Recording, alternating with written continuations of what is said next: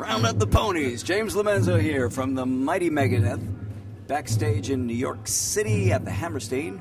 You are watching with me, because I'm looking at it too, on the internet. We're watching Buckshot Bonanza. Buckshots Bonanza. And Buckshots was just here. He had to get on his boots and go right into the sunset and get an ombre. But he'll be right back as soon as he finishes twisting that ombre.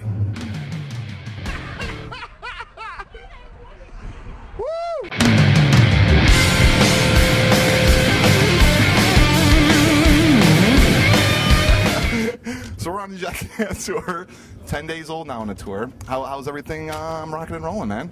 Well, now that you've done all the drugs and women and everything else we have, it's plodding along. No, it's going great. Gigantor is one of these things that has this amazing metal spirit. Absolutely. That goes across the board. It features a lot of great guitar players. This year we've got Children of Bottom. We've got High on Fire, which is a great three-piece band. I'm a big fan of these guys now. Absolutely. We have got In Flames, a lot of fire here, so be careful. We'll bring your asbestos metal bands. And and we've got Job for a Cowboy, we imported from over the pond. Nice. They're very heavy. We're a very heavy band. Anyway, a great show, a great night, and a Hammerstein Ballroom, Manhattan. Come on, my head's gonna explode. Absolutely, dude. I mean, I just can't get any better than this, man. So, when the first night, did you guys kick it off with a big band celebration? Everyone's getting hammered and introductions and all that good stuff. We actually, you know what? We kind of have made we've kind of made a habit of doing that at the beginning of these things. We've done a few of them now, and this time it was kind of like barbecue and stuff. But everybody's been touring, you know. Right. So it was really funny because it's like one of those things. Everybody was haggard, and they're like, "It's great to see you. Catch you tomorrow." But you know, as time moves on and everybody kind of gets in the vibe and the groove of the thing, that, you know, it starts to take on its own character and the personalities come up, and you know, we're having a great time. All the bands are getting along great together, and the shows are rocking, man. The shows are absolutely rocking. What's one of the bands that you haven't seen before this tour that you thought was like, man, I can't wait to fucking see this band? Well, I tell you what, I did see Children of Bottom on Ozfest a batch of years ago when I was playing with the Black Label Society, and they were great and scary back then, and now they're just, now they're great. They're not so scary anymore. But I think I really am becoming a fan of this High on Fire band. I mean, I would just say, you know, any band that can play with that kind of veracity, three-piece. Get your dictionaries out. You're going to need them. I'm just so impressed by these guys. So, I mean, they have got a really good melding of like a good kind of blues sense and a good heavy modern metal sense as well.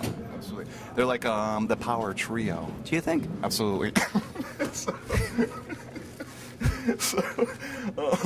What would you say with playing in Megadeth? You just mentioned Black Label Society. What's the Zach and Dave, two different personalities? What's your take on playing with both bands? You know what? I gotta say, man, both a treat in their own way. You'll notice that there are no policemen at the door. Okay, i.e. Megadeth. So yeah, nobody's being hauled away. Nobody's throwing any guitars at anybody, as far as I can tell. And yeah, this is. I mean, you know, the difference is night and day. When I joined the band, when I joined Megadeth, initially I was excited because I thought, wow, you know, it's one of the staple bands, you know. And Dave was doing business back when I started doing business in some undisclosed band. And as it moved along, it was kind of like, you know, I thought, well, I talked to Dave before I committed to joining the band, and I said, well, you know, I don't know if I'm the guy for the band, but let's give it a shot. And he goes, no, you know, I said, I'm a blues basher. And Dave goes, dude, this, you know, Megadeth is the blues. It's just a lot faster. Yeah, that's true, man. So did Dave, you know, he's very political and stuff like that. Did he interview you about your political views before?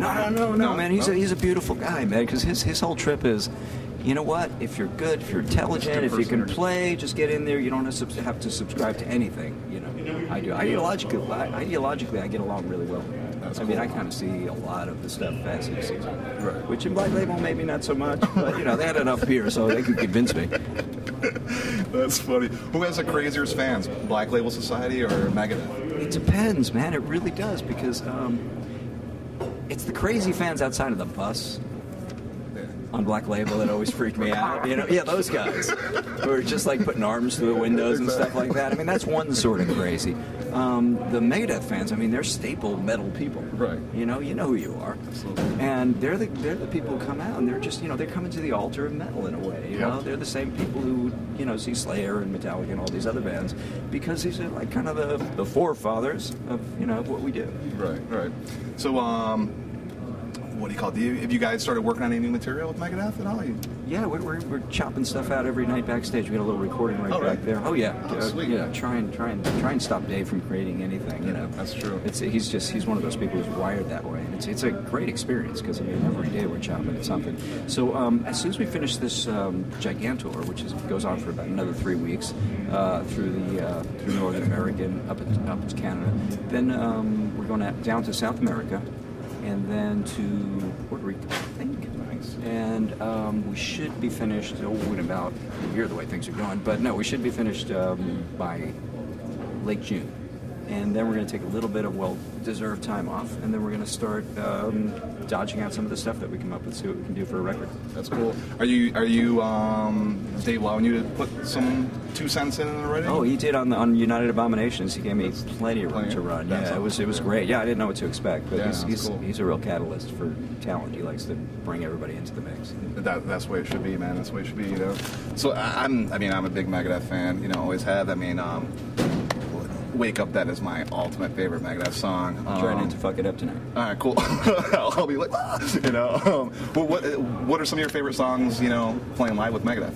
It changes every night. I mean, for a while it was some of the United Abomination stuff, like Washington Is Next, stuff that, because that was me playing, that kind of thing. So it felt real natural for me to play that stuff. Right. I still like the classic, the stuff that just gets everybody's head banging. I mean, when we start breaking into Holy Wars, everybody going nuts. It's great. We do Mechanics, we drop that in every now and again. We kind of pepper it with that, and that's great because I see the diehard just kind of lose their minds about that. Killing's my business, and business is good, as far as I can tell. Yeah. Absolutely. So let's talk about. I just found out that you got a new distortion pedal coming out. Is it out in the States yet? It's coming out in June. It's going to be in stores everywhere, and I got to tell you, I'm not a good pitch man, but I love good gear, and this is something I've been trying to get every company that I've worked with that does electronics to do for years. And I'll sit there, we'll just start drinking and talking. I said, this is the way you got to make a distortion pedal for bass because nothing else works. This is the only way it's going to work. And everybody said, that's a great idea. And off they went. The people at Ashdown that I work with, whose amplifiers I use, Mark Aday is the president. I'm very good friends with him for years now. I told him about this, and he said, well, why don't we do that? So I spec'd it out for them. I sent them some paperwork. I did a little schematic drawing, and it's really exceeded my expectations. What's cool about it is, for bass players, is you can actually tune the turnover as you would with a wah-wah pedal and find a good edge to the bass, and then put as much distortion so your speakers fry for as little as you want. It can sound like a cello. You know what? I am a pretty good pitch man. I was going to say, you definitely are. You definitely are. So anyway. You got me sold. I want to go buy one now. So it comes out in June, you said? Comes out in June. It's really not very expensive. Go buy it and see if I'm wrong. I'm not. I use it every night. It's great. Cool. Well, you sold me, so you should have an infomercial on here. I need to have like the vacuum cleaner salesman carry the thing around with us. Exactly. Well, dude, thank you so much for stopping by, letting us sit down and talk with us. I really appreciate it. Big fan of you. And, my pleasure. So what is this? This is going to be like a 2x4 window that we're on the internet? Is that? Absolutely. Feels so very small, but in a very metal way. It's very metal, man. Take you very much. Hey, I appreciate it, brother. Absolutely, man. So this is Buckshot. You watch my show, Buckshots Bonanza on woozyfly.com. Twist one up and create your own buzz.